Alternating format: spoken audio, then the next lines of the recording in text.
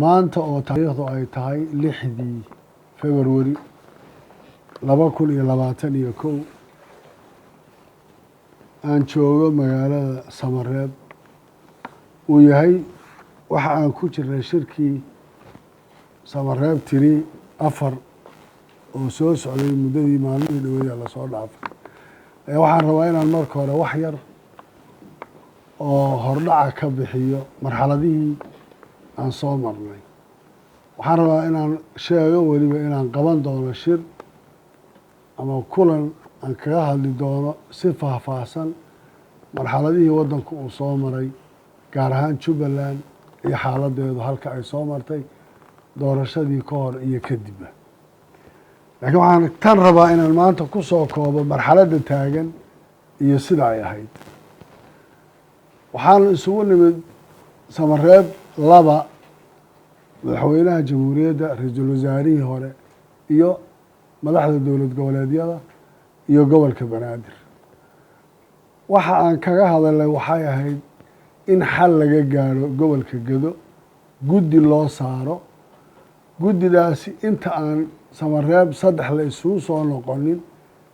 ay iyagu ka soo tala bixiyaan xal laga gaaro, iyadoo markaa dowladdu ay ka shaqaynaysay ciidamo lagu daldalayo, culaysyo badan oo la gaarsiinayay dadka iyo dhibaato dadka la dhex dhigayay. muuqatayna inta ka horeysa shirka dambe intaanaan isugu imanin in tallaabo la qaado. arrintaana madaxweynaha jamhuuriyadda iyo madaxdii kaleba aanu ka wada hadalnay. ma ayna dhicin Samareeb tiri ma aanaan imanin sababo jiray awgood oo arrintii xukuumaddii iyo waxyaalihii dhacay baa sababay. wax tallaabo arrintaa laga qaada mayna jirin. Sebtembar imaatinkii aanu nimid Muqdisho waxaan beesha caalamka iyo xukuumaddaba u sheegay inay igu adag tahay inaan shir ka qayb galo iyadoo dagaal uu ka taagan yahay gobolka Gedo. maalintii garoonka aan kula kulmay beesha caalamka iyo xukuumadda ciddii aan ka arkay waxaan u sheegay culayska naga haysta shir inaan ka qayb galo xaaladda ka socota gobolka Gedana aanan mas-uuliyaddeeda qaadi karayn. dood dheer ka bacdi waxaa ii soo baxday shirkaa inaan ka baaqdaayey inay caqabad ku tahay masiirka ummadda Soomaaliyeed.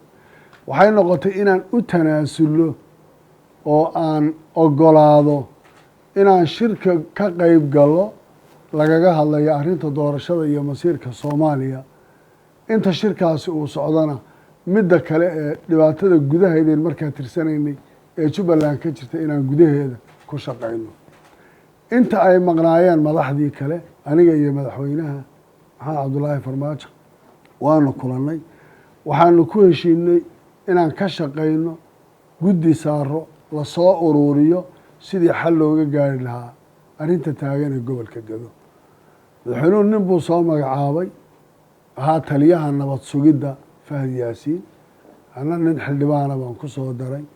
waxaan ku nidhi tala noo soo jeediya oo waxaad keentaan Geelle Jaamac Mursal iyo Fahad Yaasiin tala ku eg xaaladdan wixii hadda laga qaban karayo. waxay soo jeediyeen in la qabto guddi wadajir ah. guddidaasi inay soo jeediyaan xal sidii looga gaari lahaa arrinta gobolka Gedo, maamulkii sidii wax loogu qaban lahaa, sidii dhibaatada taagan xalkeeda loo gaari lahaa oo dowladda federaalka iyo Jubbaland waxay isku haysay gobolka ku saabsan loo samayn lahaa oo guddidaasi ay uga howlgeli lahayd muddo koobanna loo cayimi lahaa inay arrintaas ku dhammaato. waxba mayna ka dhicin. madaxweynuhu isagaa ballantaa ka baxay. shaqadii aan isku ogeyn oo dhanna dhinaca kale u rogay isagoo markaas waxyaalo aan munaasab ahayn ama aan madaxweynenimadiisa u qalmaynin ay noqotay waxa uu hadafka ka dhigay oo ay ahayd doodo ku saabsan arrinta Jubbaland. iska daaya waxa caqabadu Gedo ma ahayn Kismaayo ka jirtaa, isagoo xusay markaas waxyaalo aanan hadda inaan sheegay ay ceeb ugu tahay oo ay ka mid tahay reer iyo qabiil iyo Kismaayo iyo hogaamiye kooxeed iyo waxaana la isku hayaa iyo waxaana la isku hayaayo aan igula hadlin cod madaxweyne uu ka hadlayay wax si jufanimo ah ku saabsan. taas waxay soo gaarsiisay inaan shirkii idhaahdo haddaba kama qayb gelayo saaxiibaday markii hore madaxweynaha puntland baa nagula jiray dib u heshiisiinta iyo negotiationka aniga madaxweynaha naga dhexeeyey madaxweyne qoorqoor cabdicasiis waare iyo cumar finish yaa waxay qaateen marka weliba saddexda madaxweyneha kale intii hore idinka qoys u wada shirayo isla socday waxaan rabnaa inaad shirkana nala dhamayso hawshana aad nala qaadato oo kabacdi annagu aanu gallo waxaan ku iga daayay arrintaasi way adag tahay ninkaana nin u socdo ma ah waxaa dhacday markaa inaan sida ugu sharafta badan ee loo dhammayn karayo aan u dhammaynay isla qaadanay labada goobood sida loo qaybin iyo say noqonayso doorashadiina aan go-aankeedii 17 September sidaa ku gaarnay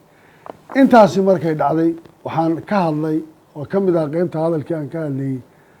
madaxweynuhu stateka dhexdiisa u taallaa siduu u qaybsanayo kuraastiisa ee labada magaalo ugu qaybinaya maadaysid maya buuro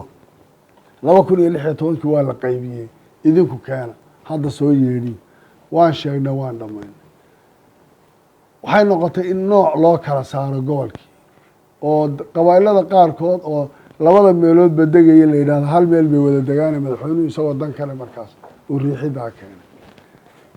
saaxiibaday markay hawshii dhammaatay jawaab lagama helina nin waliba wuu dhoofay ilaa waa la heshiiskii waa la gaaray maalintii aan tegay kismaayo 3 maalmood kadib waxaan furay shirkii golaha baarlamaanka ee heer dowlad goboleed furitaankii shirkaan kaga hadlay mowqifkayga sida wax loo qaybiyey aragtida aan qabo taasay ahayd waxay ku salaysnay waan ka hadlay waxaan xalka u arkayey sida wax u jireen qaybinta la qaybiyey iyo inuu madaxweynuhu lahaa ku tagrifalkeeda iyo riixideeda waana la ogaa waana hadal duuban oo yaallu ah maana ka helin wax jawaaba waxa nagu soo noqday ma jiro halkaa iyadoo taagan tahay waxaan muddo 4 bilooda ku baaqaynay iyadoo markaa 3 qodob oo ka mid ahaa qodobadii laga hadlayey doodoodu soo noqotay oo ka mid ahayd guddiyadii lasoo saaray oo laga cabanayey musharaxiintu ay ka cabanayeen oo lalahaa waxaa ka buuxa nabad sugid iyo shaqaalo dowladeed oo ay ku jirtay in arrinta somalilan iyo xalkeeda la helo oo ay ka mid ahayd arrinta gobolka gado oo markaa ciidana lagu daabulayay caqabadana ay jirtay waxaan marar badan beesha caalamkana u gudbinay dowladda soomaaliyeedna kala hadalay waxa aan ka hadlaynaa waa ummad iyo masiirkeed shir ha la isugu yimaado ha laga wada hadlo si loo hadliyo qodobadan aan ka hadlayno intaas oo bilood lagama jiro waxaan rabaa inaan idin xusuusiyo 2016 waxaa jiray bilaha qaarkood oo hal bil shirar la isugu imanaya 2 goor si xal looga gaadho masale yar oo markaa soo baxday oo khilaaf keentay saddexdan arrin oo gobolka gadatiisu ciidamo lagu daabulayo dagaal la abaabulayo xuduudo la xidhayo dhibaato la abuurayo ay tahay wax ka sii weyn iska daa in doorasho xaalad ka sii adag lagu jiro waxaa dowladdii mas-uuliyiintii dowladda federaalka ay qaadan waayeen intii shir la isugu yimaado in xal laga gaadho ama loo yimaadaan ama aan u tagno ama la isu yimaado waxaan fursad ka helay garoowe shirkii ay qabatay heritage kaasoo aanu isugu nimid madaxdii qaranka marka laga soo tago madaxweynaha xafiiskiisa sababta ra-iisul wasaarahana waa laga joogay iyo 2 state oo ahaa hirshabeelle iyo koonfur galbeed inta kale meeshaanu ku sugnay dood dheer kadib oo labada aqal guddoonkooda ay joogeen waxaa la yidhi maxaa xala waxaanu qaadanay jubbaland oon tanaasul ku samaynay war arrinta gobolka gado waa caqabad taagan caqabaddaa waxaan u baahannahay in laga gudbo si looga gudbo waddankuna uu doorasho u galo khalkhal kalena uuna u sii gelin waxaa muhiim noqotay oo aanu soo jeedinay arrinta gobolka gado in xalkeeda guddi loo saaro wakti muddo ay noqoto la cayimo laga shaqeeyo arrinta garbaharri iyo doorashadana si waddanka doorashadu uga dhacdo firaaqna uuna u soo bixin oo madaxweynaha maanta halka maalin u hadhay iyo sharci darrada waddanku uu ku dhacayeena ayna u imanin inaan magaalada garbaharri maamulkeedii guddoomiyihii degmada iyo gobolka iyo boolis la keeno jubbaland oo maamulka la shaqeeya iyo amisom booliis dowladda ay soo wareejiso gobolka intiisa kalena laga qaado guddiyo iyo marxalado lagu gaarsiin karo dib u heshiisiin tallaabada la qaado oo dib u heshiisiintaas weliba ay keenayso dadkii reer Gedo ee maamuladii ku jiray labada dhinacba in la isku keeno la heshiisiiyo maamul ka kooban dadkii oo dhan iyadoo aanan odhanaynin hebel xaggan uu jiray iyo xaggan uu jiray inaan maamul isku dhafan aan u samayno ciidankana wixii dheeraad ku ah markaas Gedo ama daawo meel kale oo banaanka looga keenay ama Jubbaland gudaheeda ha noqoto ama xamar iyo dowladda federaalka ha noqotee inaan labadaba intii laga celiyo dadkii ciidankii la iska horkeenay dowladdu ay dhibaatada u geysatay aan isu keeno la isku dhafo la walaaleeyo wixii dhexdooda la dhigay aan baajino ka dacna sidaas maamulkii lagu soo celiyo iyadoo cid walba laga tixgelinayo Axmed Qoorqoor madaxweynaha galmudug arrintaasaan u soo diray oo aanu siinay kama hadlaya hadda jawaabihii soo baxay waxay ahaayeen kabacdi intaas waxaa dhacay iyadoo weli uu baaqi iyo hadalkii taagan yahay inaanu ka hadalno oo laga hadlo caqabadda xuduudka ka jirta iyo dagaalka dhacaya iyo ciidanka isku dhaca ka iman karaya iyo ciidan inuu shabaab iyo u dhexeeyo ciidan kale oo cadow ciidankii la isaga dhigay inayna socon karayn si kontarool la-aana markaa inuu dagaal uga dhacay beled xaawo in ka badan 70 qof ay ku dhimatay in ka badan intaas laga qabtay kuwa dhaawaca lagu tuntay kuwa la dhaawac tiray laga dhigay inay yihiin wiilashii shalay dhufayska ku wada jiray nimankii jarmalkii iyo naazigii iyo dowladihii kale ee isbahaysigii kale ee ku dagaalamaya dagaalkii labaad sidoodii oo kale in loola dhaqmo oo ciidankii Soomaaliyeed iyo dowladnimadii iyo waxay dowladdu sheegaysaa meesha ay ku baabaaday intaasoo culayso kadib oo aan sheegin oo loo arkay weliba lagu yidhi ciidankani waa Kenyaan kuwanna waxay difaacayaan xuduudii dalka Kenya oo Kenya waddanka kusoo duushay waxaa aada su-aal cajiiba lagu qoslahay in ka badan 700 kilomitir bay Kenya iyo Soomaaliya xuduuda leeyihiin 5 kilomitir waa number aada kilomitir aada u yar in Kenya laga difaacayaa la yidhaahdo xuduudka intaa leegna 42 goobood ay ku sugan yihiin ciidanka Kenya gudaha Soomaaliya in ku dhow 3800 askarina ay ka joogaan xuduudka intaa leega kalena uu bannaan yahay in la yidhaahdo ciidankani wuxuu difaacayaa oo diyaaradaha maalin loogu soo daldalayaa 5 kilomitir buu Kenya ka difaacayaa maamulka Jubbaland waa dabadhil faaxmudada jaajuus buu yahay kanuu noqonayaa waxaan taariikhda xataa Soomaaliya hore u soo maray intaasoo dhan oo dhacday kadib dagaalkaas waxay noqotay in la isugu yimaado cadaadis badan kadib inaan ogolaano inaan sii dayno guddigii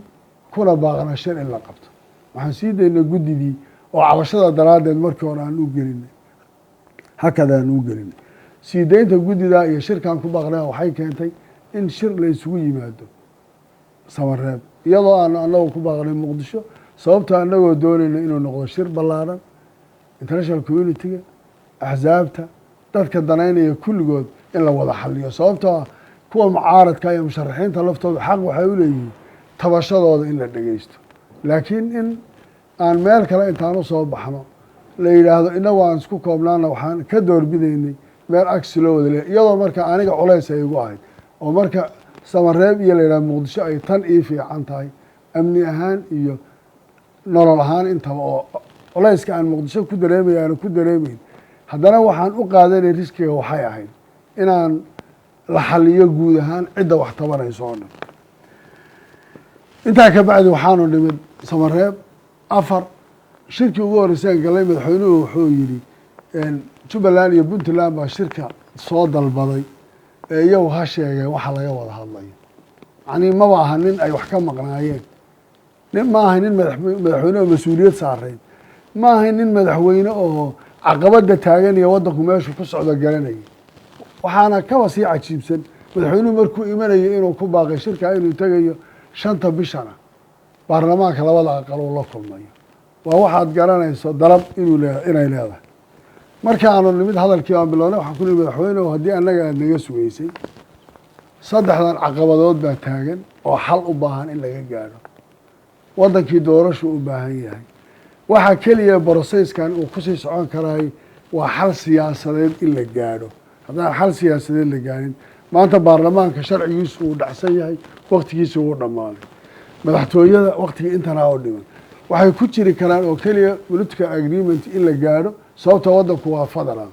steydyadana siyaasaddii waddanka matalaya ra-iisul wasaarihii baa jooga waxa intaa ka dambeeya caqabad baa imanaysa maanta aynu gaadhnay heshiis saddexdii qodobna aan ka wada hadalno saddexdii qodob waxaa la yidhi ha laga hadlo guddi ha loo saaro aniga oo ah madaxweynaha jubbaland guddoomiyaha gobolka banaadir ahna duqa magaalada muqdisho iyo ra-iisul wasaarahoo goobjoog noo ahaa waxaa la yidhi waxaad ka soo tala bixisaan labadii qodob ee kale arrinta ku saabsan somalilan iyo cabashada ka jirta iyo arrinta ku saabsan guddiyada doorashooyinka iyo caqabadihii laga qabay waxay noqotay inaan khadka soo gelino oo aan isugu aan la hadlo guddoomiyaha aqalka sare guddoomiye cabdi xaashi iyo ra-iisul wasaare ku-xigeenka oo aan ku nidhaahno niman yahow odayaal baa tihiin mas-uuliyiin baa tihiin dowladda federaalka ah axzaab mucaarad kulli intaad ka baxdaan idinku dadkaad mas-uulka ka tihiin xalkooda ka shaqeeya guddiyadooda doorashadu nooca u dhacayso isu taga go-aanna la soo siiya wixii intaa ka dambeeyana go-aankaad soo gudbisaan waxaa idinla wadaagi doona maamulkeeda yeelan doona ra-iisul wasaaraha jamhuuriyadda federaalk ee soomaaliya tii kalena aanu talo ka soo bixinay oo aanu keennay in la qaato in laga saaro dhammaan wixii cabasha ay ka jirto ama ha noqoto ciidamada wixii ay guddiyada ku jira ama ha noqoto mataqaanaa shaqaalaha dowladda ee rayidka ah ama ha noqoto ciddii kale caqabad tabasha ay ka jirto in laga saaro oo dad lagu qanci karayo ay noqdaan dadka la geynayo meesha ee guddiyada lagu bedelayo arrinta jubbaland waxaa loo xil saaray 4 madaxweyne puntland galmudug hirshabeelle iyo koonfur galbeed waxay soo jeediyeen qorshe ah in arrinta gedo guddi 4 dowladood ka kooban oo wasiiraha ay galaan laba lagasi muddo cayiman dib heshiisiin gobolka geda ay ka sameeyaan arrinta ku saabsan garbahare iyo doorashadu meesha ay ka dhacaysana inaan maamulkii u dirno guddidiina la geeyo ciidan amisom booliisana la geeyo doorashaduna sidaa ay kaga qabsoonto waxay yidhaahdeen markaa adigu tala dib ugu noqo guddidaadii iyo dadkii kula socday la tasho sidaa ha la yeelo waayahay baan ku idhi talaan soo gaadhnay halkanaan nimid waxaan u imid mas-uuliyiintii kale oo guddoomiya gobol ka mid yahay oo wasiiradii ka mid yihiin waxaan idhi arrintaanaa jirta maxaa xala in guddoomiyaha gobolka la iska daayo guddoomiyihii degmada la qaato ciidankii aan geyno oo amisom booliis ay tagto guddidii loo diro sidaa la yeelo intaas aan u gudbiyey saaxiibaday haddana intaan meesha joogna shirar la galay doodo badan baa la soo celiyey shirar badan baa la isku noqnoqday mar walba markaa madaxweynuhu wuxuu ka hadlayey arrinta gobolka gedo jubbaland roolka yeelan karta wuxuu noqon karaa oo keliya inay guddiga doorashada soo dirto guddiga doorashada hadday noqotana dee waxaa meesha yaalla haddaan guddoomiyihii degmada iyo gobolka oo labaduba reer garbahareeya oo ka soo jeeda la yidhi haddii madaxweynuhu intuu abaabul sameeyey waa la dhagax tuurayaa lama ogola oo ma tegi karaan ma waxaan u diri karaa guddi doorasho oo soomaali ka kooban oo soomaali qabaa'il kala duwana oo laga yaabo reer garbaharey inaan cidibo kaga jirin intaan u diro miyay noqon karaan inay iyagu ka shaqeeyaan oo guddidu ayna lahayn maamul la shaqaysa sababtoo guddidani bulsho rayad bay la maamultamayaan waxaa lala dhaqmayaa maamul waxaa lala dhaqmayaa dhaqan waxaa lala tacaamulayaa dhalinyaro intaasoo dhan marka haddaan jirin maamul wixii u dhexeeyahay guddidu waxama qaban karayso haddiise iyagii aan la ogolayn guddoomiyihii iyo gobolka iyo degmada ma waxaa tegi karaya markaa guddi kooban